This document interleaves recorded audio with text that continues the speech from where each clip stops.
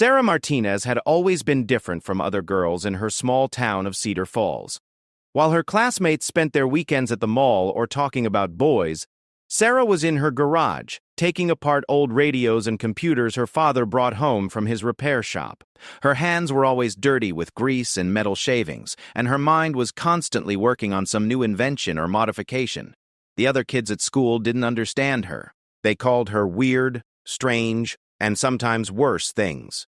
The girls thought she was trying too hard to be different, while the boys felt threatened by how easily she understood things that took them hours to figure out. Sarah learned early in life that being smart and different as a girl meant facing twice as much criticism. Her father, Miguel Martinez, was a former military engineer who had settled in Cedar Falls after his service ended. He owned a small electronics repair shop that barely made ends meet, but he was proud of his work and even prouder of his daughter's brilliant mind. Miguel had served in several classified military operations, though he never spoke about the details. What he did share with Sarah were the technical skills he had learned during his time in the Army. Every evening after school, Sarah would rush to her father's shop. While other teenagers were doing homework or hanging out with friends, Sarah was learning advanced electronics, computer programming, and engineering concepts that most college students struggled with. Miguel taught her everything he knew about radar systems, communication devices, and even some basic military technology that wasn't classified. The townspeople thought Sarah was wasting her time.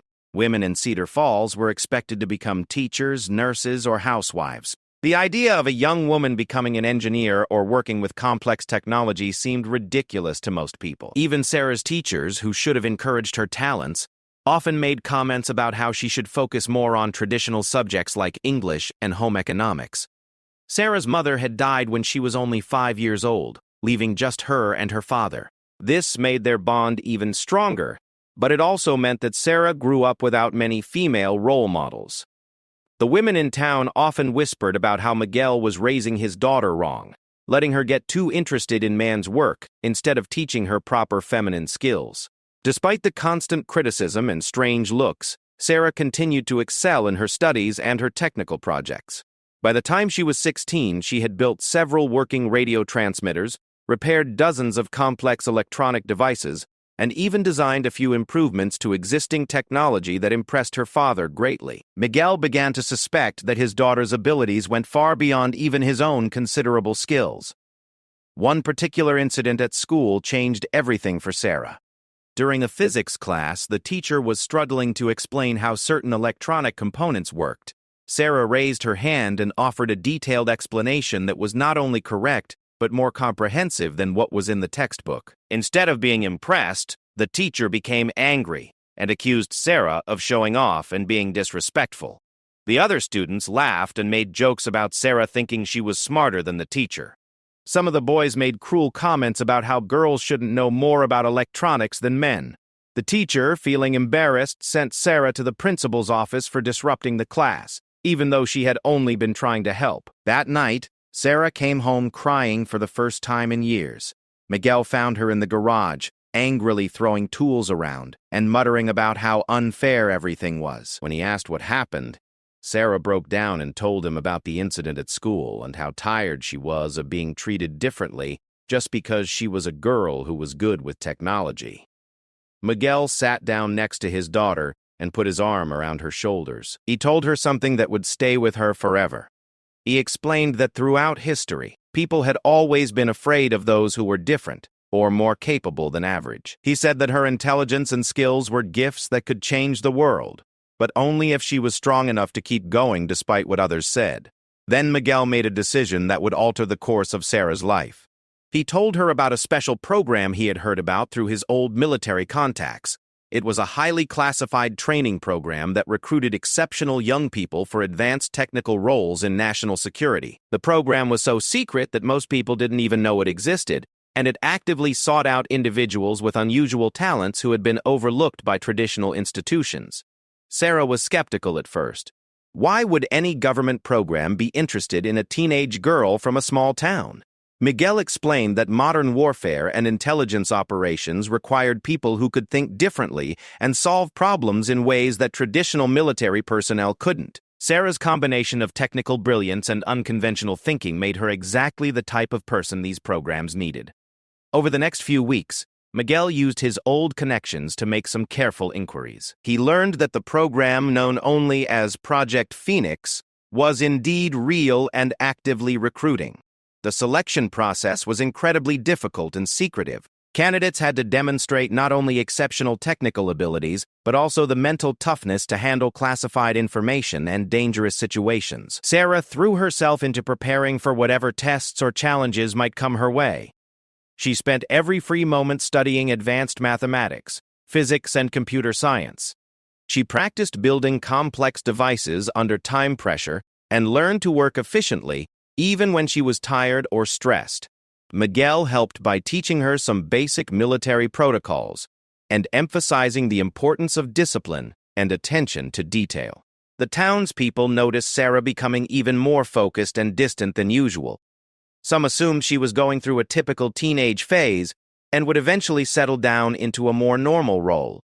Others whispered that Miguel was pushing his daughter too hard and that she would eventually rebel against all the pressure he was putting on her. What nobody in Cedar Falls realized was that Sarah was preparing for something far beyond anything they could imagine. While her classmates were worrying about prom dates and college applications, Sarah was getting ready to enter a world where her unusual talents would finally be appreciated and put to use for something important. The opportunity came sooner than expected. One morning, Miguel received a phone call from a number he didn't recognize. The voice on the other end asked him to bring Sarah to a specific location for an initial evaluation. The caller provided only basic details, but emphasized that this was the chance they had been waiting for. Sarah felt a mixture of excitement and terror as they drove to the meeting location. This was her chance to prove that all the years of being called weird and different had actually been preparing her for something special. She also knew that if she failed this evaluation, she would probably never get another opportunity like it. The building where they met the recruiter looked completely ordinary from the outside. It was just another office complex in a nearby city, the kind of place where insurance companies and accounting firms had their headquarters. Nothing about it suggested that life-changing decisions were being made inside. The recruiter was a woman in her 30s who introduced herself only as Agent Chen. She was professional and serious, but Sarah noticed that she seemed genuinely interested in Sarah's background and abilities. Agent Chen asked detailed questions about Sarah's technical projects and seemed impressed by the complexity of what she had accomplished with limited resources. After an hour of conversation, Agent Chen handed Sarah a tablet computer and asked her to solve a series of problems. The questions covered everything from advanced mathematics to electronics to logical reasoning.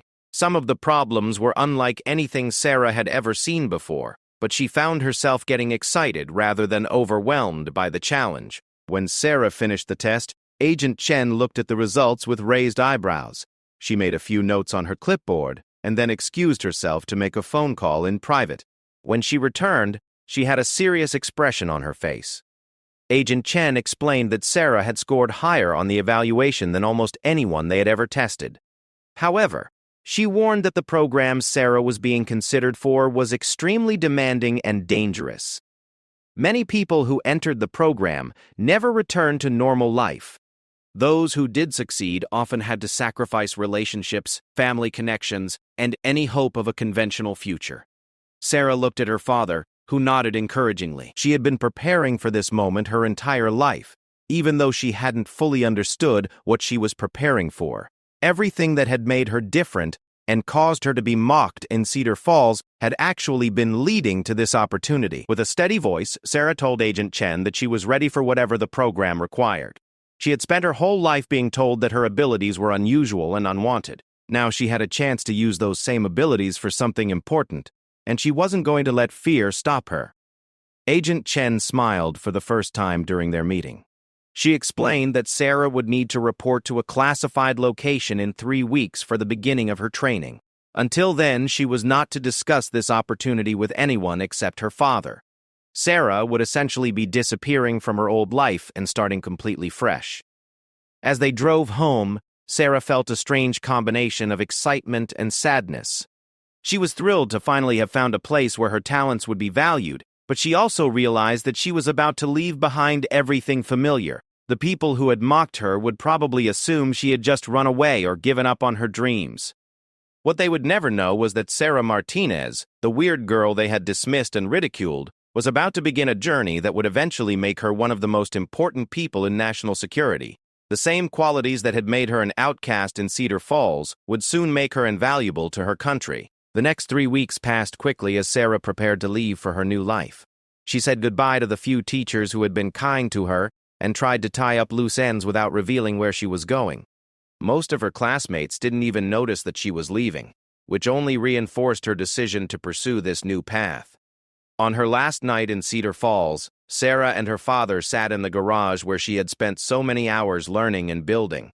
Miguel was proud of his daughter, but also worried about what lay ahead for her. He made her promise to remember where she came from, and to never let anyone make her feel ashamed of her abilities again. Sarah promised her father that no matter how far her journey took her, or how much she changed, she would always remember the lessons he had taught her in that garage. She would remember that being different was a strength, not a weakness, and that the people who mocked her simply didn't understand what she was capable of achieving. Little did Sarah know that her journey would eventually bring her face to face with a general who would recognize something in her that would shock everyone present, including herself. The classified facility where Sarah reported for training was unlike anything she had ever imagined. Located deep in the mountains of Colorado, the complex was built into the side of a cliff and extended far underground. From the outside, it looked like a small research station. But Sarah quickly learned that appearances were completely deceiving. Project Phoenix turned out to be one of the most elite and secretive programs in the entire military intelligence community. The training was designed to create operatives who could handle the most sensitive and dangerous missions that conventional soldiers couldn't manage. These weren't just spies or special forces soldiers. They were technical specialists who could infiltrate enemy systems, gather critical intelligence, and disappear without leaving any trace. Sarah's training class consisted of only 12 people, and she was the youngest by several years. She was also one of only 3 women in the group. The other trainees came from impressive backgrounds. Some were former computer hackers who had been caught by the government and offered this program instead of prison. Others were military personnel who had shown exceptional abilities in specialized fields. What they all had in common was that they had somehow fallen outside the normal systems that were supposed to identify and develop talent. Like Sarah, most of them had been overlooked, dismissed, or misunderstood by traditional institutions. Project Phoenix specifically looked for people who thought differently and could solve problems in unconventional ways. The physical training was brutal, but Sarah discovered that her years of working with her hands in her father's garage had given her more strength and endurance than she realized. While some of the other trainees struggled with the demanding exercise routines, Sarah found herself keeping up better than expected. Her instructors noted that she had an unusual combination of physical capability and technical brilliance. The technical training was where Sarah really began to shine. The program covered advanced electronics, computer systems, cryptography, surveillance technology, and dozens of other specialized fields. Most of the trainees had expertise in 1 or 2 areas, but Sarah seemed to absorb information in all the technical disciplines with frightening speed. Her instructors began to realize that they had found something truly exceptional. Sarah wasn't just learning the material they were teaching her. She was improving on it and finding better ways to accomplish the same objectives. When they showed her a standard surveillance device, she would suggest modifications that would make it smaller, more powerful, or harder to detect. The other trainees initially viewed Sarah with suspicion and some resentment. Here was a teenage girl with no formal military experience who was not only keeping up with them, but often performing better than people who had years of specialized training. Some of them made comments similar to what Sarah had heard all her life about women not belonging in technical fields. However, Sarah had learned from her father's teaching that respect had to be earned through performance, not demanded through argument. She focused on excelling in every aspect of her training and helping other trainees when they struggled with concepts she had mastered. Gradually, most of her classmates came to appreciate her abilities and accept her as a valuable team member. One incident early in training established Sarah's reputation permanently. During a complex exercise involving multiple technical systems, one of the trainees accidentally triggered a security protocol that locked down the entire facility. The instructors were preparing to end the exercise and reset all the systems manually, which would have taken several hours and resulted in a failing grade for the entire class. Sarah asked for permission to attempt a solution. Working with equipment she had never seen before, she spent 30 minutes analyzing the system architecture and identifying the specific protocols that had been triggered. Then she designed and implemented a workaround that not only resolved the immediate problem, but actually improved the security system's overall functionality. The lead instructor, a former Navy SEAL named Commander Barrett, later told Sarah that in 15 years of running training programs, he had never seen anyone solve such a complex problem so quickly. He also mentioned that her solution was so elegant that the facility's permanent technical staff wanted to implement it as a standard feature. As the months of training continued, Sarah began to realize that Project Phoenix was preparing her for something much more significant than she had initially understood. The skills they were teaching weren't just for gathering intelligence or conducting surveillance. They were learning to infiltrate the most secure facilities in the world, to manipulate complex systems that controlled critical infrastructure, and to operate in situations where capture would mean death or worse. Sarah's psychological profile showed that she had the rare combination of technical brilliance and emotional stability needed for the most dangerous missions. While some of the other trainees excelled in specific areas, Sarah was developing into what the instructors called a universal specialist, someone who could adapt to almost any technical challenge while remaining calm under extreme pressure. During one particularly intense training scenario, Sarah was required to infiltrate a simulated enemy facility and extract specific information from a heavily protected computer system. The scenario was designed to be nearly impossible, with multiple layers of security, armed guards, and sophisticated detection systems. Most trainees took several attempts to complete it successfully. Sarah studied the facility layout and security protocols for 2 days, then completed the entire mission in under 4 hours without triggering a single alarm. Her approach was so creative and unexpected that the instructors had to review the surveillance footage multiple times to understand exactly what she had done. She had identified weaknesses in the security system that the designers hadn't even realized existed. Word of Sarah's exceptional performance began to spread beyond Project Phoenix. Senior military and intelligence officials started requesting reports about the remarkable young woman who was exceeding every expectation and redefining what was considered possible in their field. It's about best decision-maker stars, and there's been the big problem with tearing mazes. This is the book. It's about history, which is building star places. Sarah had no idea that her name was being discussed in the highest levels of government, and that plans were being made for her future assignments. She had to learn to compartmentalize information, to lie convincingly when necessary, and to make decisions that could affect national security. The instructors emphasized that operatives in their program often had to sacrifice personal relationships and normal life experiences for the greater good. Sarah found herself changing in ways she hadn't expected. The shy, mocked girl from Cedar Falls was developing into a confident, capable operative who could handle situations that would overwhelm most people. She was learning to trust her instincts and to think several moves ahead of any opponent. One of her instructors, Dr. Rebecca Walsh, was a former CIA operative who specialized in psychological preparation. Walsh took a special interest in Sarah and helped her understand that her unusual background was actually a significant advantage. Most operatives came from military or law enforcement backgrounds that taught them to follow established procedures. Sarah's experience of being an outsider had taught her to find solutions that others couldn't see. Walsh also helped Sarah understand that the qualities that had made her different and caused her to be mocked were exactly what made her valuable to national security. Her ability to think independently, to question conventional approaches, and to find creative solutions to complex problems were rare talents that couldn't be taught through traditional training methods. As Sarah's training neared completion, she began to learn about her first assignment. She would be part of a highly classified mission to investigate suspected technology theft at a major defense contractor. Foreign agents were believed to be stealing advanced military technology, but conventional investigation methods had failed to identify how the theft was occurring. The mission would require Sarah to go undercover as a newly hired engineer at the company. She would need to identify the security vulnerabilities being exploited, gather evidence of the theft, and find a way to stop it without revealing that she was an intelligence operative. It was exactly the type of complex, multi-layered challenge that Project Phoenix had been training her to handle. Sarah felt ready for the assignment, but she also knew that this would be her first real test in the field. Everything she had learned over the past year would be put to use in a situation where failure could have serious consequences for national security.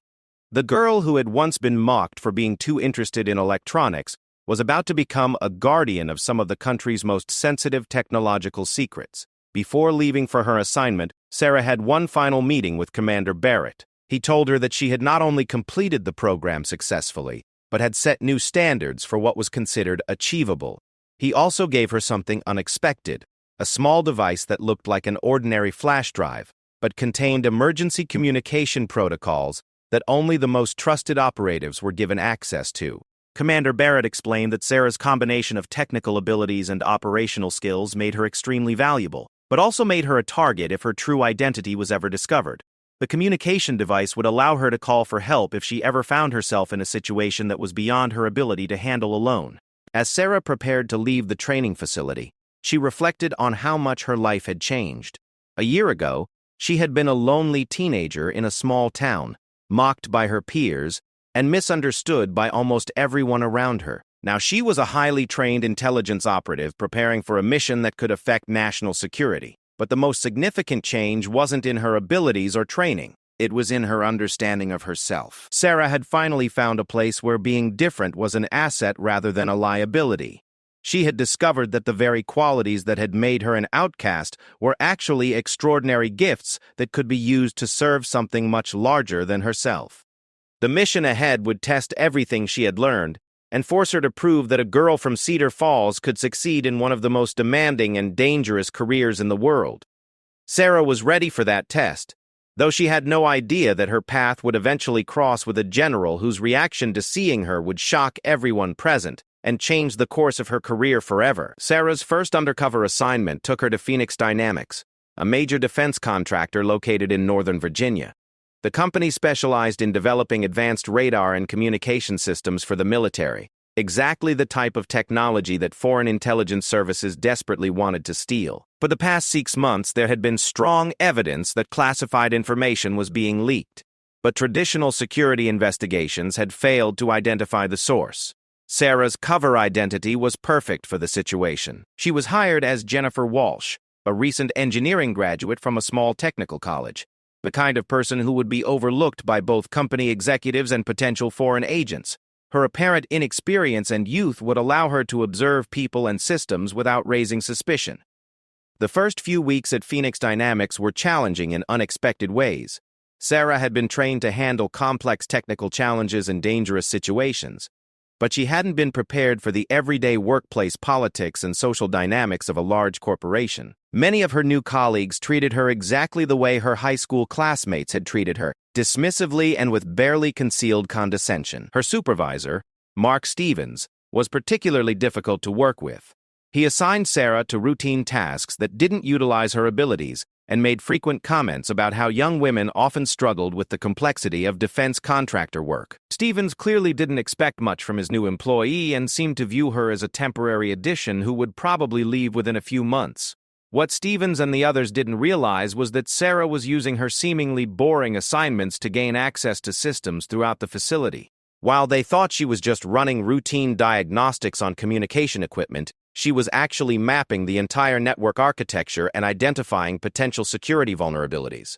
Sarah quickly discovered that Phoenix Dynamics had a much more serious security problem than anyone realized. The company's computer systems were filled with outdated software, poorly configured firewalls, and security protocols that hadn't been updated in years. Any competent hacker could have accessed classified information with relatively little effort. But the more Sarah investigated, the more she realized that the security breaches weren't the result of sophisticated foreign hacking.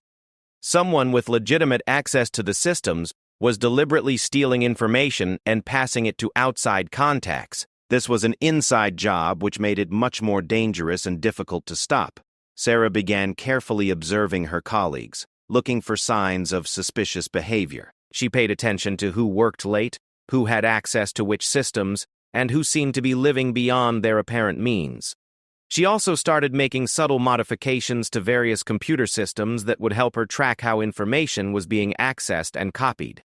3 months into her assignment, Sarah identified her primary suspect. Dr. Sixer Richard Holloway was a senior engineer who had been with the company for over a decade. He had access to most of the company's sensitive projects and was widely respected for his technical expertise.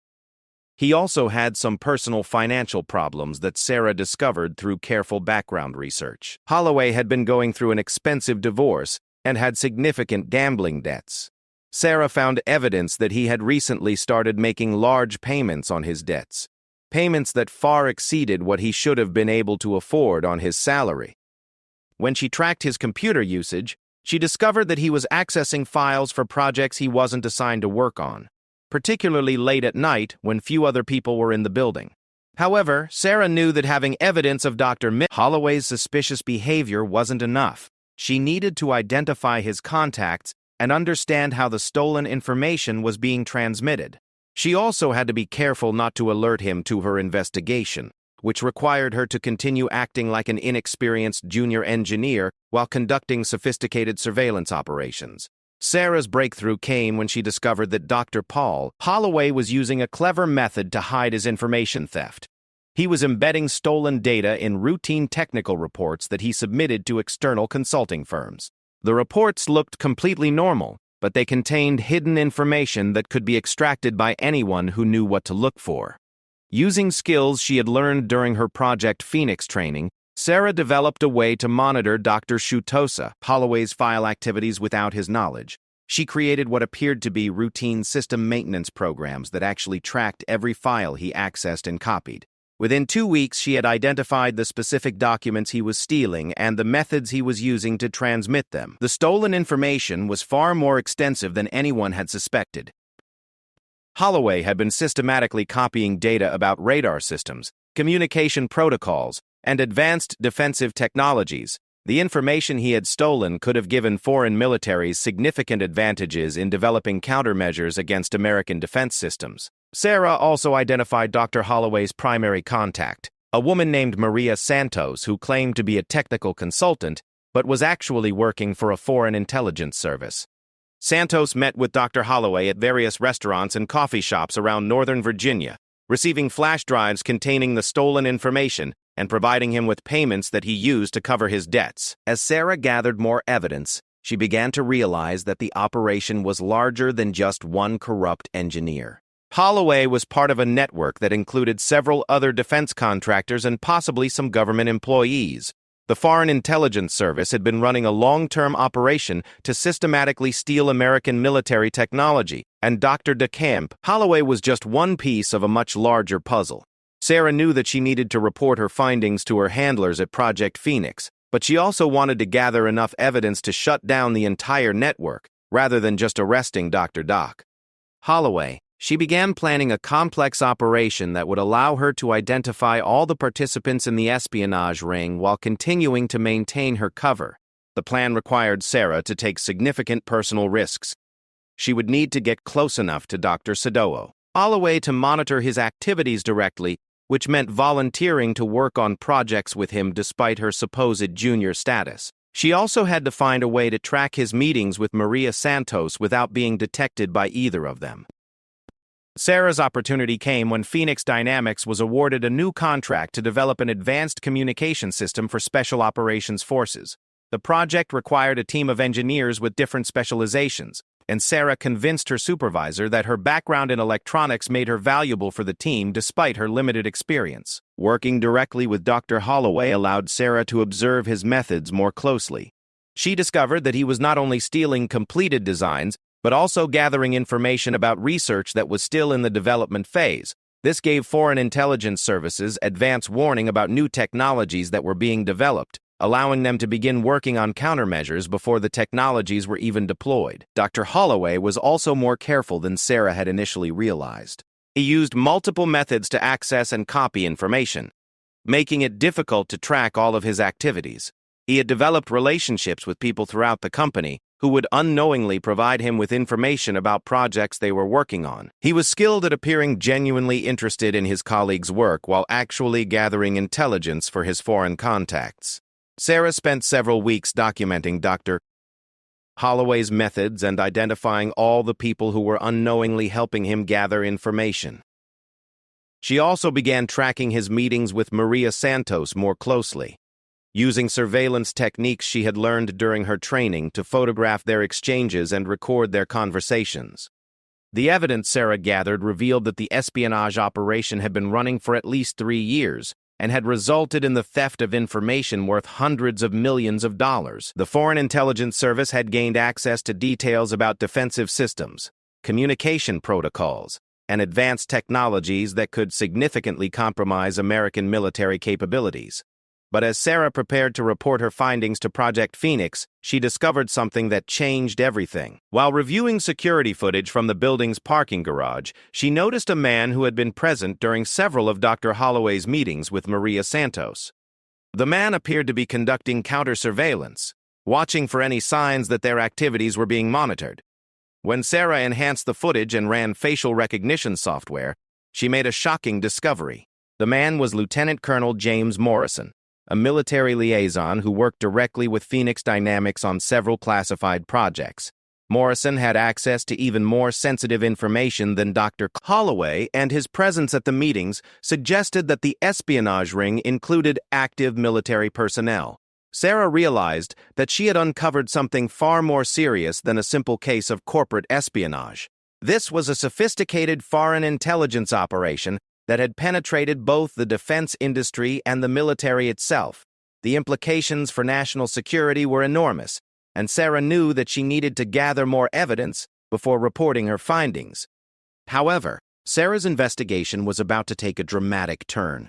During her surveillance of Lieutenant Colonel Morrison, she discovered that he was scheduled to attend a high-level briefing at the Pentagon with several senior military officials.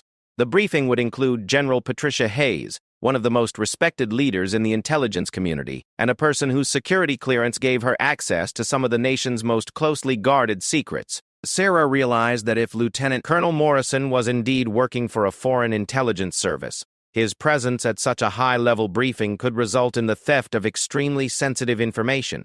She needed to find a way to warn her handlers at Project Phoenix without compromising her cover or alerting the espionage ring to the fact that they were being investigated. The situation was becoming more complex and dangerous than anything Sarah had been trained to handle.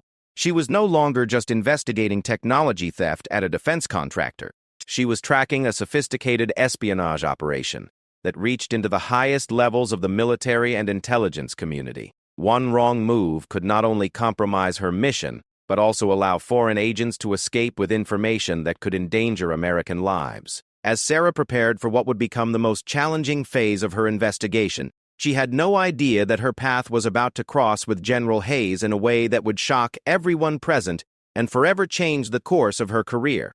The girl who had been mocked as just another woman was about to prove that she was something far more extraordinary than anyone could have imagined. The Pentagon briefing was scheduled for a Thursday morning in late November. Sarah knew that she had to find a way to observe the meeting without compromising her cover or alerting Lieutenant Sarah Thomason, Colonel Morrison, to her investigation. After careful planning, she developed a strategy that would allow her to attend the briefing as a technical support specialist for Phoenix Dynamics. Sarah convinced her supervisor that the company needed to send someone to provide technical assistance during the presentation of their new communication system. Mark Stevens reluctantly agreed to let her attend, still convinced that she was just an inexperienced junior engineer who would do little more than carry equipment and take notes. What Stevens didn't know was that Sarah had spent weeks preparing for this opportunity. She had studied every detail of the Pentagon's security systems, the layout of the briefing rooms, and the protocols for high-level meetings. She had also developed a plan for gathering evidence of Lieutenant Colonel Morrison's activities while maintaining her cover as a support technician. The morning of the briefing, Sarah arrived at the Pentagon carrying what appeared to be routine technical equipment for the presentation. Hidden among the standard devices were several sophisticated surveillance tools that she had modified to be undetectable by normal security systems. She also had recording equipment that could capture conversations and photograph documents without anyone noticing. The briefing room was impressive, filled with senior military officers and intelligence officials who were responsible for some of the nation's most critical defense decisions. General Patricia Hayes commanded immediate attention when she entered the room. She was known throughout the military as someone who had broken numerous barriers for women in the armed forces while maintaining the highest standards of professionalism and competence. General Hayes was in her early 50s, with steel gray hair and sharp blue eyes that seemed to miss nothing. She had earned her position through decades of exceptional service, including tours in Iraq and Afghanistan where she had demonstrated both tactical brilliance and personal courage. Her reputation was built on her ability to make difficult decisions under pressure and her unwavering commitment to protecting American interests. As the briefing began, Sarah positioned herself near the back of the room, where she could observe all the participants while operating her recording equipment. She paid particular attention to Lieutenant Recognizer Colonel Morrison, looking for any signs that he was gathering information that he shouldn't have access to or communicating with unauthorized contacts. The presentation covered several classified programs, including advanced radar systems, communication protocols, and defensive technologies that were still in development. Sarah realized that any foreign intelligence service that gained access to this information would have significant advantages in developing countermeasures against American military capabilities. Colonel Morrison appeared to be taking detailed notes throughout the briefing, which was normal behavior for someone in his position. However, Sarah noticed that he was using a digital tablet that could easily store and transmit large amounts of information. She also observed that he seemed particularly interested in certain technical specifications that weren't directly related to his official responsibilities. Halfway through the briefing, something unexpected happened. General Hayes began discussing a new initiative to improve security at defense contractors, mentioning that there had been recent concerns about information theft and foreign intelligence operations targeting American technology companies. Sarah realized that the general was describing exactly the type of investigation that Sarah was conducting, though without any specific details. Lieutenant Colonel Morrison's reaction to this part of the briefing was subtle but telling. Sarah noticed that he became more tense and alert, and he stopped taking notes for several minutes. When the general finished discussing security concerns, Morrison quietly checked his phone, which suggested that he might be planning to communicate with his foreign contacts about this development. After the formal presentation ended, there was a break, during which the attendees could ask questions and discuss specific aspects of the programs that had been presented. Sarah used this opportunity to position herself where she could observe and record Morrison's conversations with other officials. During one conversation, Sarah overheard Morrison asking detailed questions about the timeline for implementing new security measures at defense contractors. He seemed particularly interested in knowing which companies would be affected and how quickly the new protocols would be put in place.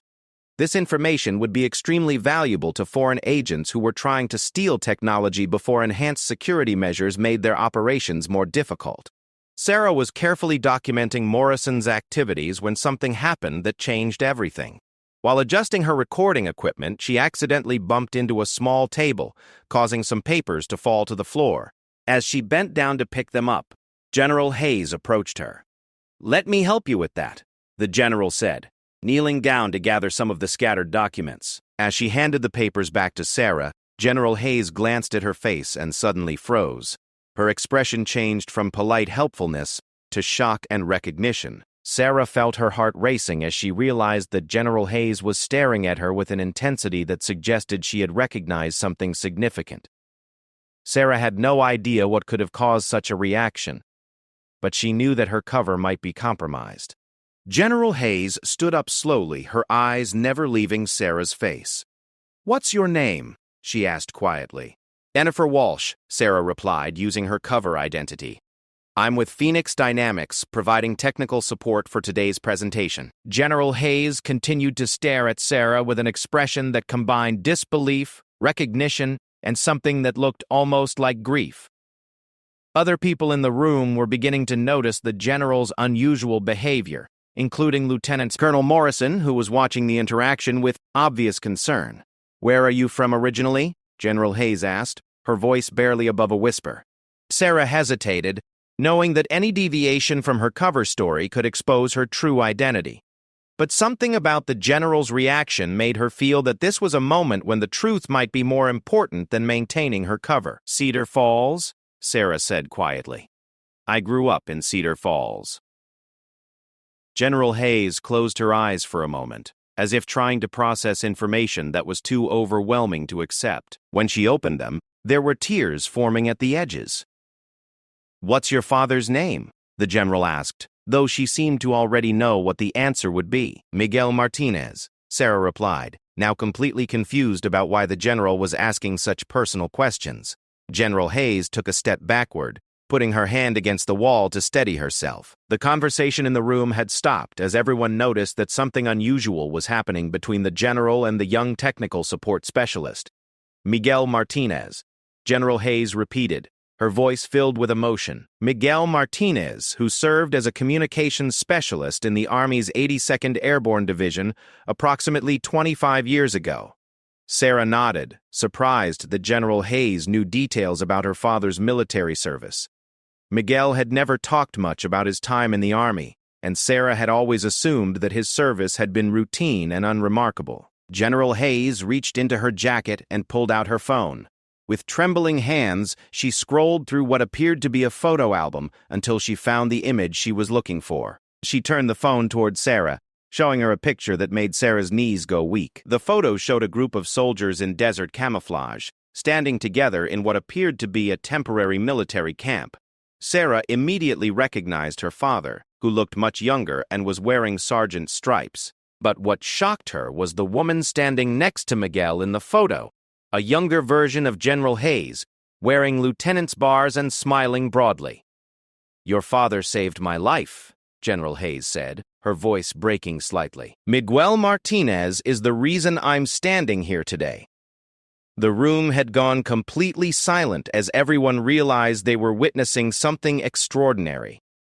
"Lieutenant?" Colonel Morrison had moved closer, clearly trying to understand what was happening and whether this unexpected development would affect his own plans. General Hayes continued speaking, her eyes fixed on Sarah's face. "I was a young lieutenant on my first deployment when our convoy was attacked. Miguel pulled me out of a burning vehicle and carried me to safety under heavy enemy fire. He could have been killed, but he refused to leave me behind." Sarah felt tears forming in her own eyes as she began to understand the significance of this moment. Her father had never told her about saving anyone's life during his military service. She had grown up thinking that he was just a simple electronics repair shop owner who had done his duty and come home. "After Miguel was wounded in that attack, we lost touch," General Hayes continued. "I tried to find him for years, but he had left the military and seemed to have disappeared. I always hoped I would have the chance to thank him properly for what he did." The general paused, looking at Sarah with an expression of wonder and disbelief. "I never knew he had a daughter, but looking at you, I can see him in your face. You have his eyes and the same determined expression he had when he was solving complex problems." Sarah realized that this unexpected encounter was about to change everything about her mission. General Hayes clearly suspected that there was more to Sarah's presence at the briefing than routine technical support. The general was too experienced and too intelligent not to recognize that something unusual was happening. General Hayes stepped closer to Sarah and spoke in a voice that only she could hear. "I don't know what you're really doing here, but I have a feeling it's not just providing technical support. Your father raised someone special, and I suspect you're involved in something important." Sarah looked into the general's eyes and made a decision that went against all her training. She realized that General Hayes was someone who could be trusted, someone who had a connection to her family that went deeper than official protocols. Most importantly, Sarah recognized that the general might be in danger from Lieutenant Colonel Morrison's espionage activities. "General," Sarah said quietly, "I need to speak with you privately. There's something you need to know about Lieutenant Pauls." "Colonel Morrison." General Hayes's expression immediately became serious and alert. She had survived decades in military intelligence by recognizing when someone was trying to warn her about danger. Without asking for details, she nodded and gestured toward a small conference room adjacent to the main briefing area. As Sarah prepared to reveal her true identity and her investigation to General Hayes, she knew that this moment would change the course of both their lives forever. The girl who had been mocked for being different was about to prove that her unique abilities had led her to uncover a threat that could endanger one of the country's most important military leaders. Lieutenant Colonel Morrison watched nervously as Sarah and General Hayes disappeared into the private conference room. He had no idea what they were discussing, but he knew that any unexpected development could potentially compromise his carefully planned espionage operation. What he didn't realize was that his activities had already been discovered by the remarkable young woman he had dismissed as just another technical support specialist. In the privacy of the small conference room, Sarah made the most important decision of her career. She looked directly at General Hayes and revealed the truth about who she was and why she was really at the Pentagon that day. "General, my name is Sarah Martinez, and I'm an operative with Project Phoenix," she began, watching as the general's eyes widened with recognition of the program's name. "I've been undercover at Phoenix Dynamics for the past 6 months, investigating technology theft and espionage activities." General Hayes sat down heavily, processing this revelation about Miguel Martinez's daughter. "Project Phoenix," she repeated quietly. "I know about that program. Some of our most sensitive operations rely on Phoenix operatives. But you're so young. I've uncovered evidence that Lieutenant Colonel Morrison is working with foreign intelligence agents to steal classified military technology," Sarah continued. "He's been accessing information far beyond his authorized clearance level and meeting with known foreign operatives to pass along sensitive data." Sarah showed General Hayes some of the evidence she had gathered, including photographs of Morrison's meetings with Maria Santos and documentation of his unauthorized access to classified systems.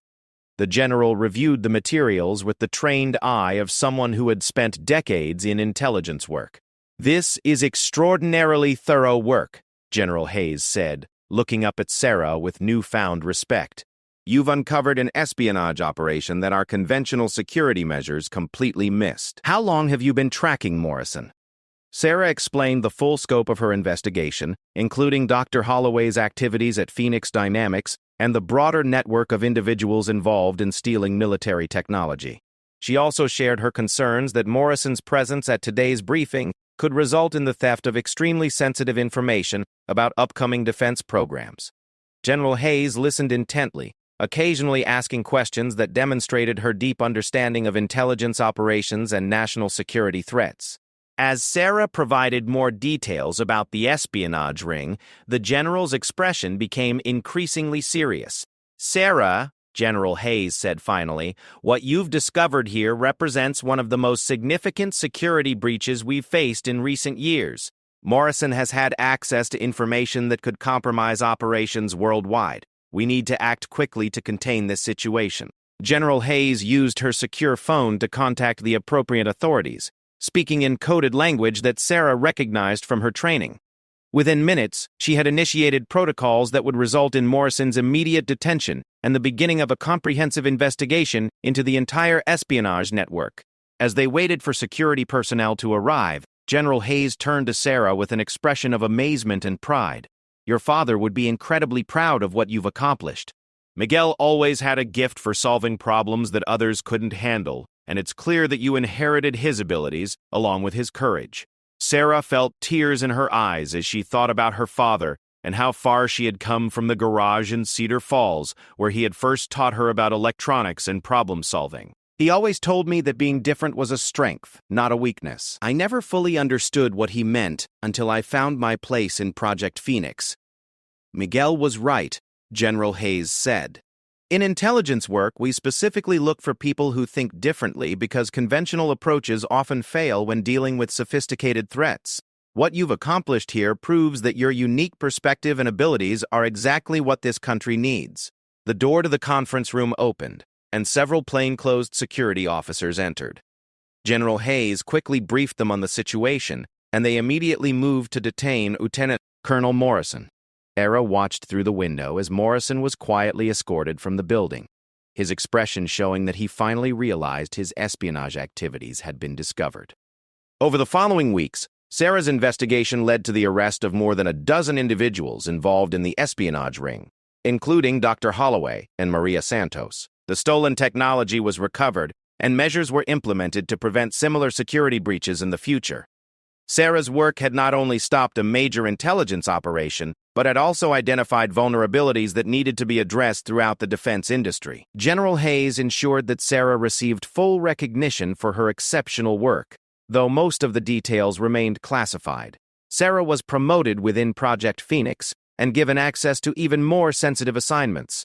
Her success had established her as one of the program's most valuable operatives. More importantly, General Hayes arranged for Sarah to be reunited with her father. Miguel Martinez was brought to Washington for a classified ceremony where he finally learned the full extent of his daughter's achievements. The reunion between Miguel and General Hayes was emotional, as two old soldiers who had shared dangerous times together were finally able to reconnect. Miguel was overwhelmed with pride when he learned what Sarah had accomplished. The shy, mocked girl from Cedar Falls had grown into one of the country's most important intelligence operatives. All the years of being called weird and different had actually been preparing her for a role that few people could fill. General Hayes also shared with Miguel the story of how he had saved her life years earlier. She explained that his courage and selflessness had allowed her to survive and eventually reach a position where she could serve her country at the highest levels. Miguel had never considered himself a hero, but General Hayes made it clear that his actions had changed the course of many lives. Sarah's success story began to spread within the intelligence community. Though her identity remained classified, she became an example of how unconventional backgrounds and different ways of thinking could lead to extraordinary achievements in national security. Project Phoenix began actively recruiting more individuals who had been overlooked or dismissed by traditional institutions. The people in Cedar Falls never learned the truth about what Sarah had become. As far as they knew, the strange girl who had been interested in electronics had simply left town after high school and was presumably working somewhere in the technology industry. They had no idea that the person they had mocked and dismissed had grown up to become someone who helped protect the entire country. Sarah continued to work on increasingly complex and important missions for Project Phoenix. Her unique combination of technical brilliance, operational skills, and ability to think outside conventional frameworks made her invaluable for assignments that other operatives couldn't handle. She had found her true calling in a field where being different was the greatest asset she could possess. Years later, Sarah would occasionally drive through Cedar Falls when her assignments brought her to that part of the country. She would see some of the same people who had mocked her as a teenager, now living ordinary lives and completely unaware of the extraordinary path their former classmate had taken. Sarah no longer felt any resentment toward the people who had dismissed her abilities or made her feel like an outcast. She understood that their narrow perspectives had actually motivated her to seek something greater than what their small town could offer.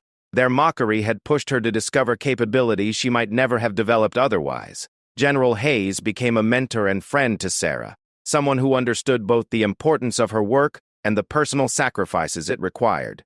The general often reminded Sarah that the qualities that had made her an outsider in civilian life were exactly what made her essential to national security.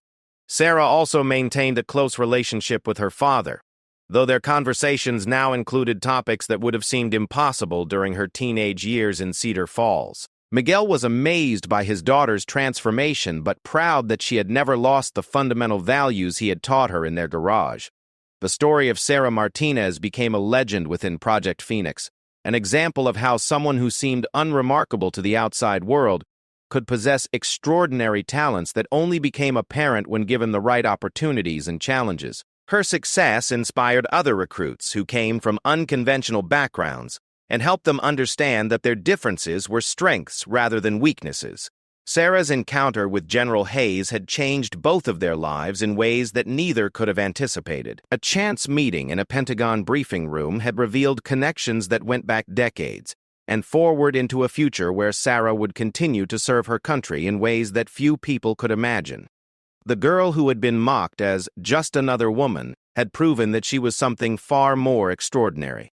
She had become a guardian of national security, a solver of impossible problems, and a bridge between the conventional military world and the unconventional thinking needed to address modern threats.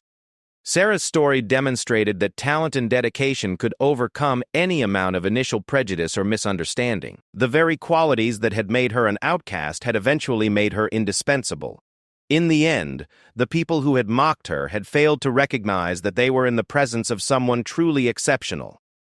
As Sarah continued her career with Project Phoenix, She carried with her the lessons learned from a lifetime of being different. She understood that real strength came from embracing unique abilities rather than trying to fit into conventional expectations. Her journey from a mocked teenager to a respected intelligence operative proved that sometimes the most important contributions come from the most unexpected sources. The tattoo that General Hayes had noticed that day wasn't visible to others, but it represented something deeper, the mark of someone who had chosen to dedicate her life to protecting others, even if those she protected would never know her name or understand her sacrifices. Sarah had found her true purpose, and in doing so she had honored both her father's legacy and her own extraordinary potential.